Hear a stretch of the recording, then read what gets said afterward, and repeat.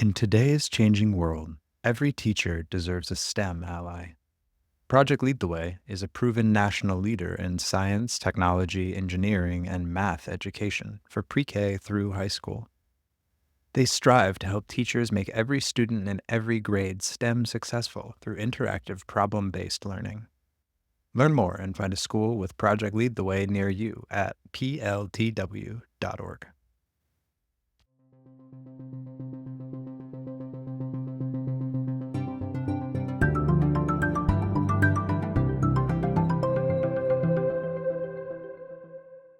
Hi, you're listening to the Getting Smart podcast. I'm Victoria Andrews, and I'm pretty excited about my conversation today. The Nevada Portrait of a Graduate is a powerful tool for mobilizing system leaders to engage and prepare young people for the future through shared human values and a sense of belonging. Given the rapidly changing world in which he's contend with, the questions and mindsets that are used to structure the portrait are invaluable. Basing a portrait of a graduate on shared human values and a sense of belonging is essential to shaping our youth's future.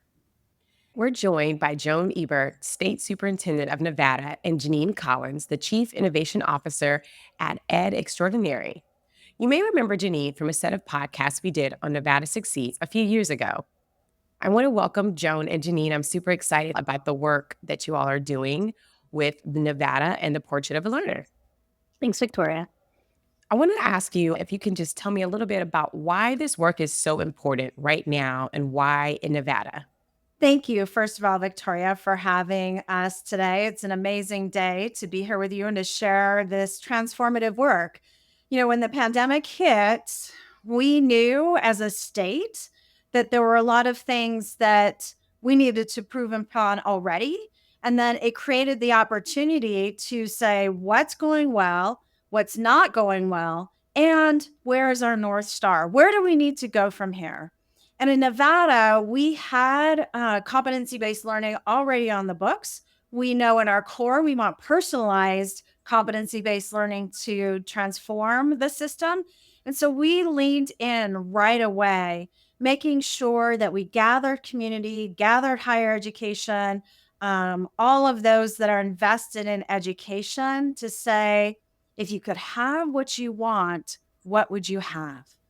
And through all of the meetings and convenings and all of those pieces, the Nevada Future of Learning Network was formed. We're very excited about this work. It is not easy work. It is not linear, but we're signed up for it and we're really excited here. It seems like you utilize the opportunity that COVID presented to really reflect and to just bring some things that were already on your agenda just to the forefront and really push them through. And it's really encouraging to hear that your community, your school community and local community was already on board. And like you mentioned, anything in education is not easy. It is a massive undertaking. And so you can't do it alone. So can you talk about some of the partners that you included in your work? Absolutely.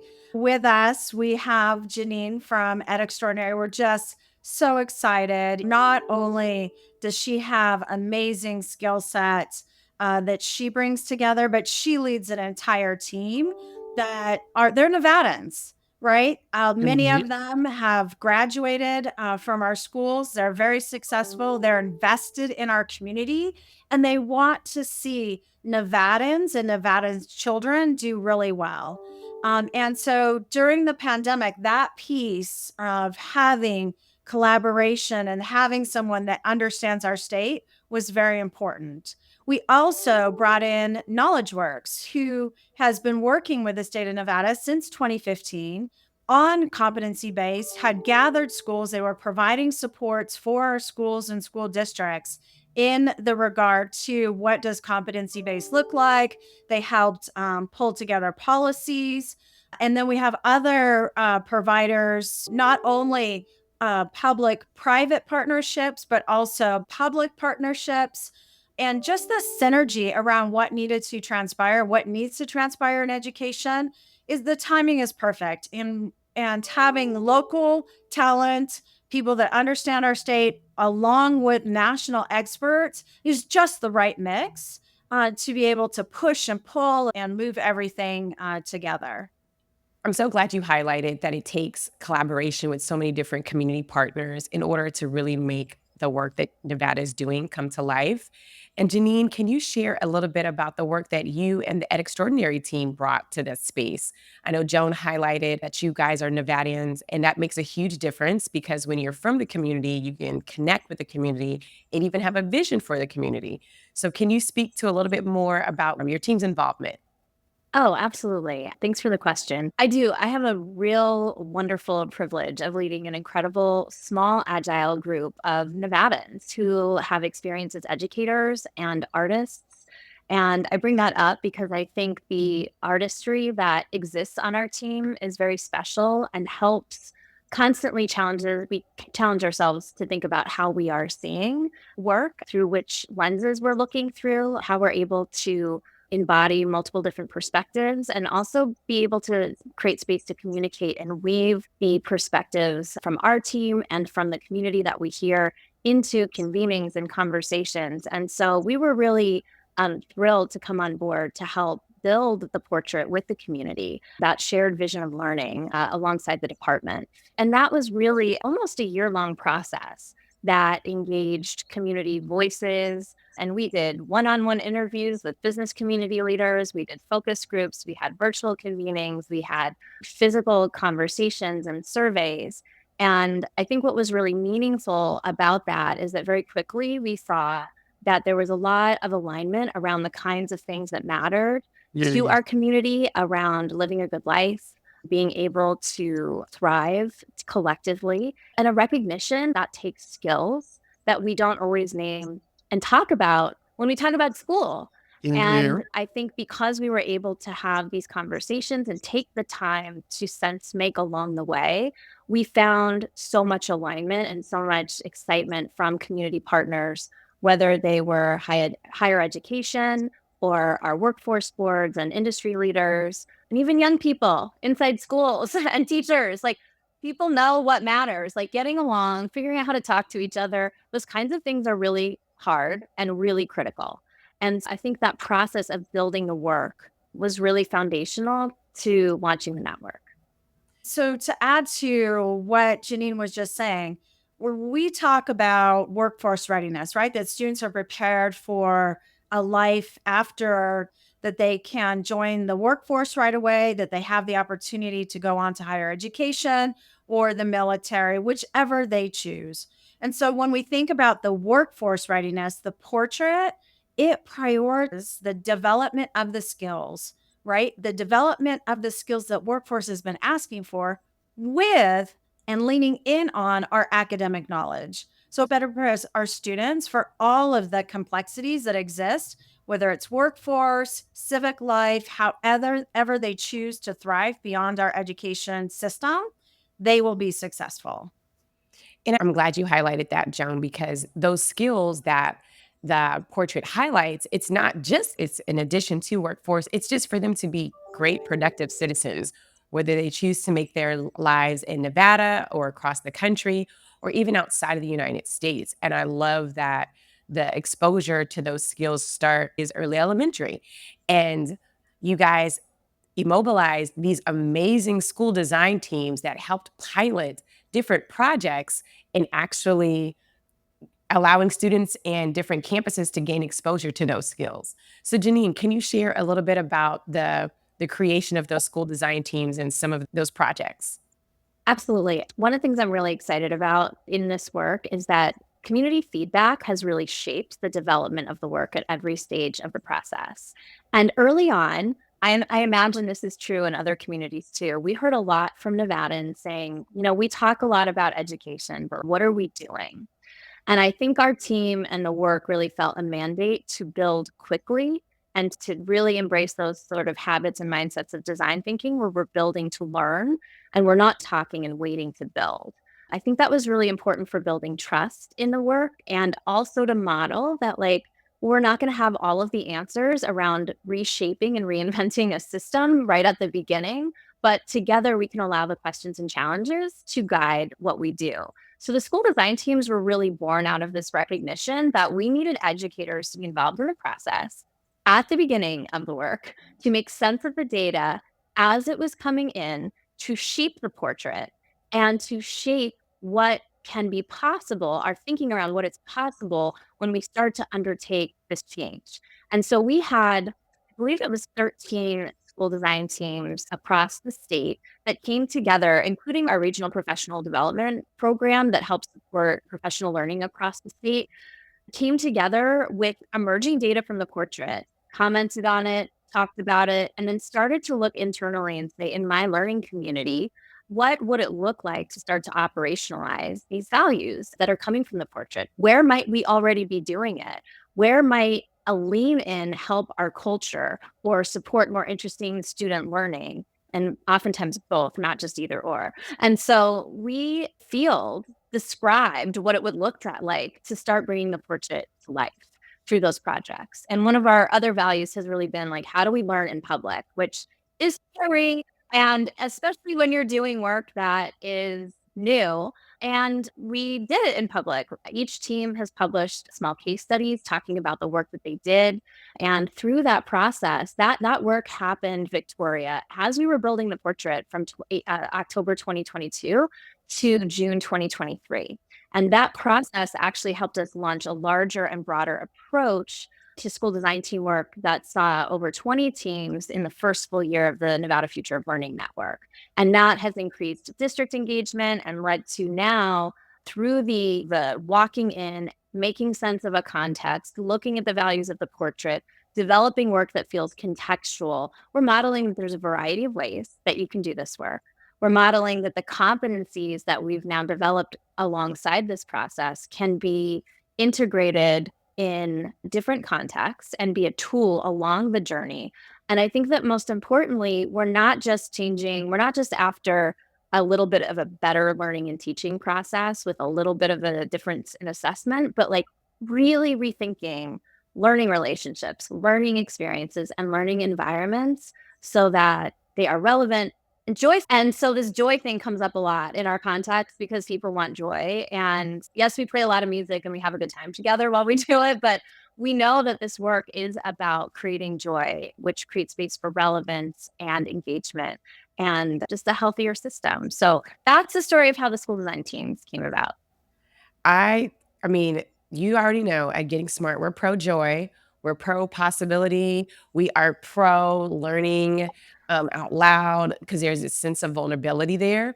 It's crazy that we've now created learning spaces where people are afraid to make mistakes. And one of the best teachers are your mistakes. And to have that opportunity to learn out loud in front of people and in a space that allows for agility too, what I've heard when you were sharing. I just applaud Jhone and Jeanine and everybody else who worked alongside them, the educators, the young people that put their failures on display. They put their learning on display and that were responsive to any changes that needed to be made as the portrait continued to just come to life.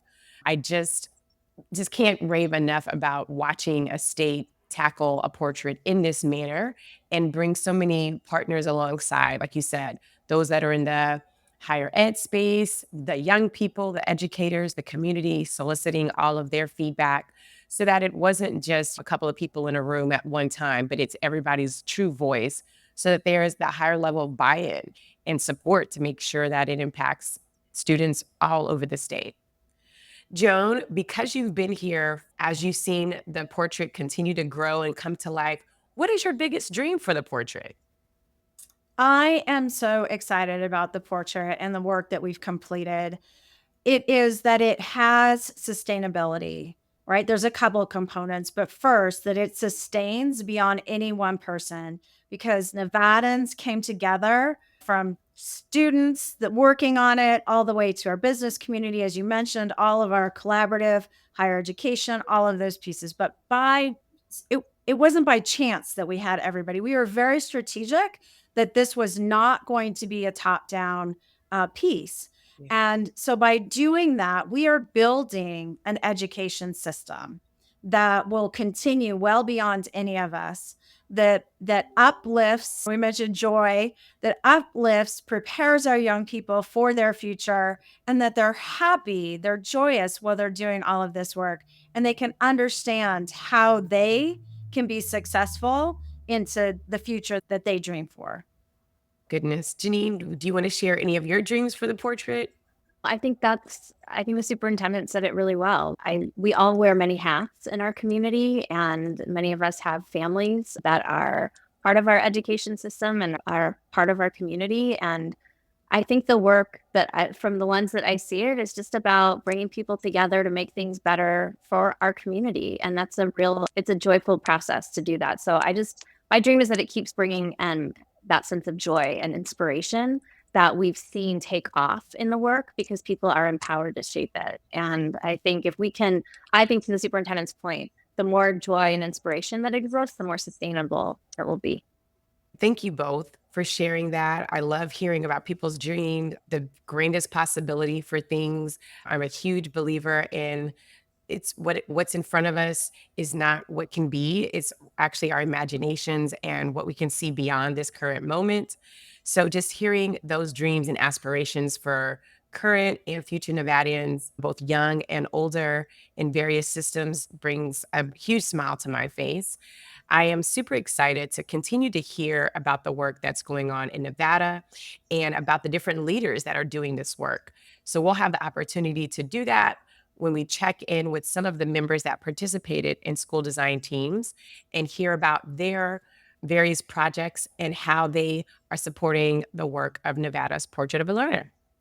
This Nevada Portrait of a Graduate is also unique in that it is a statewide effort, and it provides autonomy to educators and campuses, as well as gives skills needed for life beyond the classroom. Thinking about all that our students have gone through, the focus has really been on academics, and to see a state embrace the skills that are going to shape and transform the lives of so many youth is very powerful. So today I'm joined by two amazing leaders, Brently Garbutt, who is the principal of Jerome Mack Middle School, and Claire Romzek, the magnet coordinator at Leeds STEM Academy.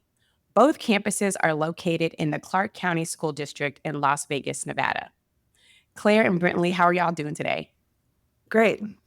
So happy to have you guys both. And I just recently was in Las Vegas with both of you guys to tour your campuses and to see the portrait come to life. So this conversation has been on my mind for at least a couple of weeks. So just super happy to have you both. Claire, you are a competency champion and a portrait ambassador and have been so for the last 2 years. Can you share a little bit about what those roles mean and how you live those out? Yes. So I joined the competency fellows when they first got started, and we were grouped into our different pathways, and we were writing the graduate competency. We spent a lot of time figuring out, what does the draft portrait mean? What does that relate to in the classroom? What do we want our learners to know when they graduate? After we spent a pretty good amount of time really wordsmithing and thinking through and doing some research, we had those graduate competencies, and then we started to go down to pre-K, K2, 3, 5, 6, 8, and build what would that look like from the beginning all the way up to the graduate level. And so you did that as a competency in your role as a competency champion, correct? Yes. And so those meetings and those sessions are what contributed to the questions that are the foundation of Nevada's Portrait of a Graduate, correct? I think so. Before we got into the work, the draft was already starting to be traveled around the state. So those 4 questions, those 4 driving questions of the portrait were in draft form when we started. But we were continuing to think through those questions and what they might look like and give some feedback too while we were working. So it was parallel work. We were doing things, but the draft was traveling the state, getting some feedback. And then when it was finally no longer draft, it was put into place last spring, then we really hit the ground running to perfecting our competencies. And I do appreciate that they are driving questions. So it's not so directive of this is how you have to do it. It gives a lot of freedom and flexibility so that it can look and breathe and feel different based upon the student population, the community. So how does that translate into some of the work that you did as an ambassador? So as an ambassador, our role is to get the word out there to people. So as we're talking about things, I was on a field trip the other day. She was talking about something. I said, "Have you heard about the Portrait of a Nevada Learner?" So just doing that, but just also knowing what's happening in other things. So I'm a competency fellow, but I'm also an ambassador. So I can bring that work to our ambassadors and let them know what we're doing, our next steps. Like right now, we're looking into teacher toolkits. And so as my ambassadors are talking about and having some questions, I can say, oh, that is already in the works. And so that kind of thing.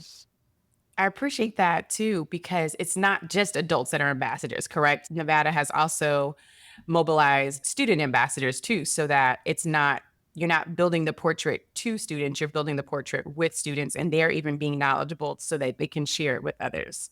Yes, there is a pathway in this work that is a youth advocate pathway. So that is something that hopefully other states can take notice of to really bring youth alongside. So they're aware as they continue to grow and as the portrait continues to grow and mature. It's not something that they just heard one time or that they saw a bulletin board or a brochure about. Right, and they've had a voice in what they want out of life, what they think school should change into. Yeah, I think that's a powerful piece of this puzzle. And Claire, you're at Lead STEM Academy. And so, can you talk a little bit about some of the instructional practices that have been impacted by your work as a competency champion and with the Portrait of a Graduate? Yes, so we're a school design team. So we volunteered last year. Like I said, it was a draft portrait, so it wasn't completely done.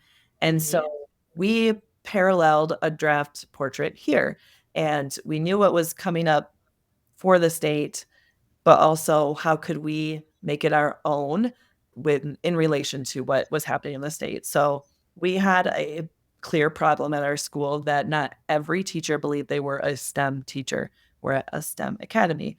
We're in science, technology, engineering, and math. If you were foreign language, or if you were an ELA teacher, maybe you're thinking, I'm not really a STEM teacher.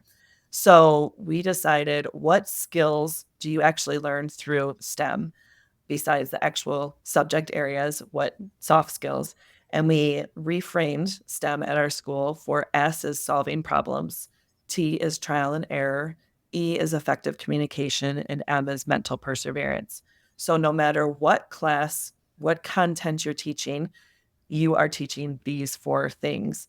And so we have posters up, which all of our teachers help to create. What are you already doing in your classroom that fits into one of these four things or more than one of these four things?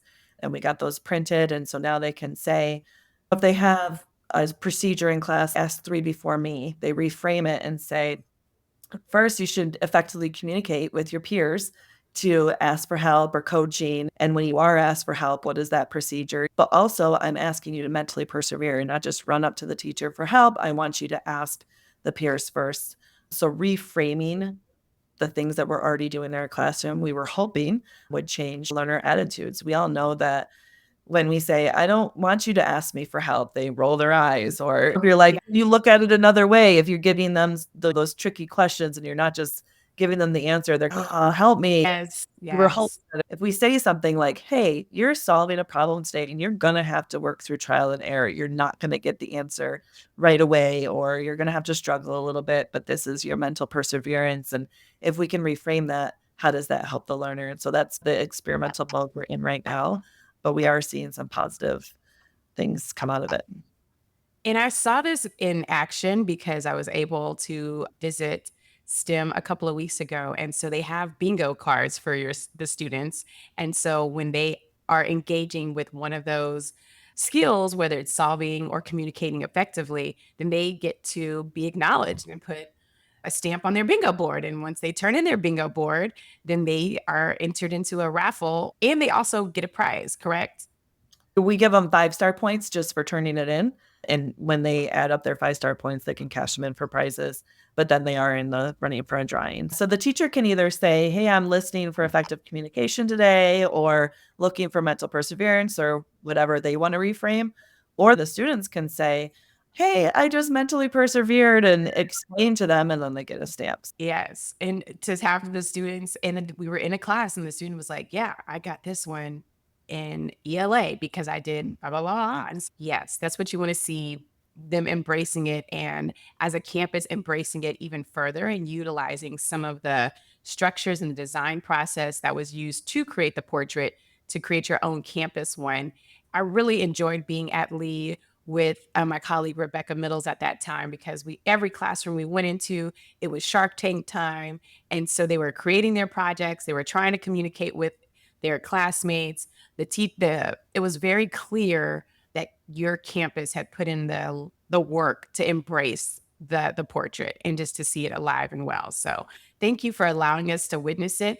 We were slightly jealous that we had to leave because we wanted to continue to stay there and just be a part of that. Because when you're around that learning energy and seeing people embrace it, you don't want to leave it. You want to fully just lean into it. And then, of course, the weather was amazing at that time too, which I feel like you guys coordinated on our behalf. So thank you. So, Brently, you're the principal at Jerome Mack Middle School. So, in your role, can you share a little bit about how you guys have embraced portrait and even your personal journey with the portrait?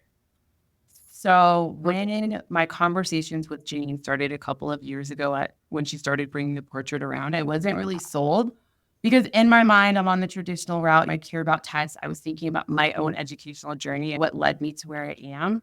And through conversations with Jeanine and this work with the portrait, it really allowed me to see that we had a bigger role than just getting our kids ready for after school or college or whatever those are.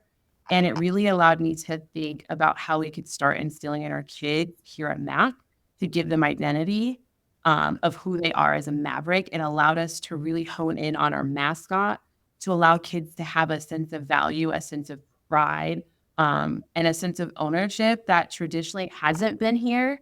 And I think that this year is truly the first year where we've really taken that in, holding ourselves accountable for being a Maverick and really understanding, or at least starting to understand what being a Maverick really is and how that can really take us so far in life.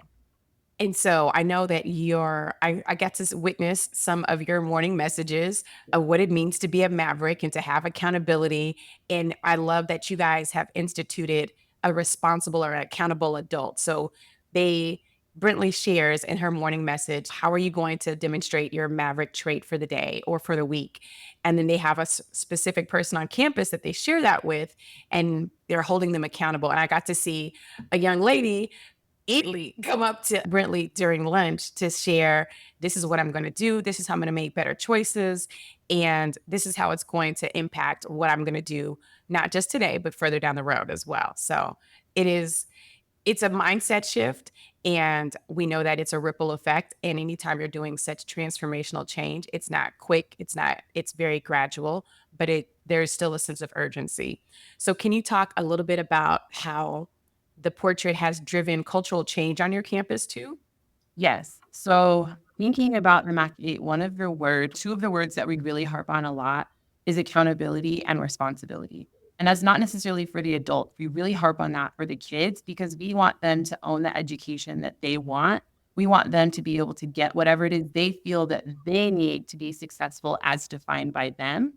And one of the metrics for us that has really stood out around us really corralling around being a Maverick and taking ownership is honestly our chronic absenteeism rate. This entire year, through the portrait work with our MAC 8 and incentivizing them through our PBIS system as NINGA, we have been in a double-digit deficit from last year to this year with kids being on campus, being present. I know it's not all about tests, but when we do take those MAP tests, the shift has been kids going, hey, guess what I got? Guess what I got? Oh my God, I grew this many points, right? And I know that's not the end all be all, but it's just great to see the kids just be excited about what they have accomplished because they know that they put in the work, and then wanting to share it with us has been a huge shift on the campus this year. Oh my goodness. And while it's not the focus, like just wanting them to just grasp all the academic skills necessary, you also are building in that sense of purpose for themselves, that sense of accomplishment for themselves, that sense of like, I'm growing and I can attribute it to X, Y, and Z. So those are the skills that are often embedded, not often, but the skills that are embedded in that portrait of a graduate work too. So I just want to highlight There was a lot of joy on your campus as well, being able to walk the halls and to see the physical transformation that's going on, in addition to the transformation that you and all of the amazing teachers at Mac are doing and contributing to pouring into your students all the time. Thank you for that. And so I know every lead, if you have been around for any portion of time, you see your different initiatives come and go. So Brently, can you talk a little bit about your initial reactions to the Portrait of a Graduate work? Like I said, Jeanine puts it that it's an and, not a but. And it's something that has really resonated with me, even outside of work, even in my personal life, that there's always an and. It doesn't have to be a but there's room for everything, and everything has its place. And I really don't think that I would be as successful in my first year as a principal here if I didn't have those conversations and wasn't a part of this work. I don't know that I would have had the vision to know what I needed to do for my kids. I think on some level, I might have gotten in the way of my kids being able to experience some of that joy that you were talking about. And honestly, the joy that I feel honestly every day I come to work. Oh my goodness. Thank you for that share so much, Brently. Claire and Brently, I just really appreciate the insights that you guys have shared as instructional leaders and as just highly valued instrumental members of your team in moving the portrait work, whether it's an ambassador, a competency champion, or a campus leader. Just hearing about the journey and hearing about the collective efforts of all members of the community so that Nevadans can take pride in who they're producing and sending their students to Clark County schools. I know, Brently, you're a proud product. And so to be able to pour back into a system that gave you so much has to bring you a certain level of sense of pride as well, too. So I hope that we've shared some things today that are helpful for other states and other people that are embarking on the journey of building their own Portrait of a Graduate. And if you have additional questions, feel free to reach out. Both Brently and Claire are invaluable, and they have a spirit of service and a spirit of connectedness and community. Thank you for joining us, and hope you have a great day. Thanks for tuning in to the Getting Smart podcast today. We want this podcast to be actionable, insightful, and a great way to learn about what's next in learning. In order to stay on the cutting edge, we need people in the field to tell us what they're hearing, what they're wanting, and what they're needing to learn more about. Got a topic or a guest in mind? Send your recommendations to me, Mason at gettingsmart.com. And if you like what you're hearing, don't forget to leave a review in Apple Podcasts or subscribe wherever you listen. Feel free to share the podcast on social media using the hashtag GSPodcasts. Thanks so much.